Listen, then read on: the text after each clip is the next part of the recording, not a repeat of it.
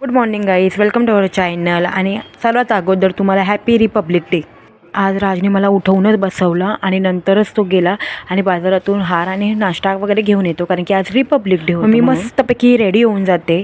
हां, आणि एक गोष्ट सांगायची राहिली की सासू सासरे गेले गावाला. हो, अचानक गेले, कारण खूप अर्जंट होतं जाणं. पण चला मग पटकन आरती वगैरे करून घेते देवाची आणि प्रसाद वगैरे चढवते.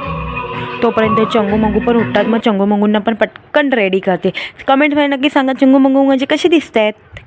हो, माझे टकलू महाराज पण रेडी आहेत. हो, तर छोटी पण रेडी होऊन आली आणि किती क्यूट दिसत होती ती छोटी. हो, तर बाहेर तर एकदम आझादीची गाणी लागलेली नाही आणि आमचे चंगू मंगू एवढे खुश होते. त्यांना असं वाटायचं काय हाय आज. चंगूला तर सगळं समजते, पण मंगू आमची एवढी एक्सायटेड होती. सर्व नवीन कपडे घातले आहेत, पताके वगैरे, झेंडा वगैरे खूप एन्जॉय केला त्यांनी आज. आणि त्यांना असं खुश बघून खरं आम्ही नवरा बायको एवढे खुश होत होता. आणि आमच्या मंगूला तर जिथे गाणी लागेल तिथे तिथं डान्स करायचं चालू होते. आणि हे सगळे मुमेंट ना मला एक मेमरी बनवून ठेवायची आहे, म्हणून हे व्हिडिओ क्लिप मी सेव्ह करून अपलोड केलेत. घरात तर नाच गाणं तर चालूच होतं, पण आमचे जे पाहुणे, जे गेस्ट येणार होते झेंडा फडकवायला, तेच आले नव्हते. 9 वाजता टाईम दिलेला, 10:30 होऊन गेले तरी काही येत नाही. हार म्हणून बाई माझ्याने कंट्रोल झाला नाही आणि मी करायला घेतलं नाश्ता. अर्धा नाश्ता झाला आणि तेवढ्यात आले आणि जनगण चालू झालं. सर्व सोडून गेली आणि ते माईला काय समजत नव्हतं चाललंय काय. आणि हे VIP गेस्ट दुसरं कोणी नाही, जे आता मतदान झालं त्याच्यामध्ये निवडून आलेल्या या मॅडम.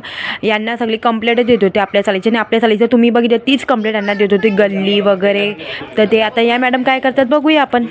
आणि घरामध्ये एवढा नाश्ता होता, बघूनच पोट भरून गेलं. म्हणून ना पोरांसाठीच जराशी खिचडी ठेवली कुकरमध्ये. आणि दुपारच्या टायमाला बघा गल्ली एकदम शांत, सगळी जाऊन आपापल्या घरी झोपलेत. पण आमच्या मंगूला काही झोप लागत नाही. तिच्या मागे या दोघी टावरटा. दुपारी चंगू मंगूला झोपवतो आणि झोपतो, आणि तेवढ्या दुपारी खटखट वाजते आणि मम्मी आणि माझ्या बहिणी सरप्राईज देतात. फोन केलेला पण काय बोलले नव्हते की आम्ही नाही, अचानकच येतात. चला आलं तर. माझ्या मम्मीला आता माझी नाही जास्त, माझ्या चंगू मंगूंची आठवण येते. मग या 2-3 तासामध्ये खूप साऱ्या गोष्टी आणि थोडाफार नाश्ता करून जाण्याची वेळ येते. आपण कितीही मोठं झालं तरी आई समोर आल्यावर ना लहानपण बाहेर निघूनच येते. आणि बहिणीसोबत काय कितीही टाईम दिला बोलायला तरी बोलणं काही संपणार नाही.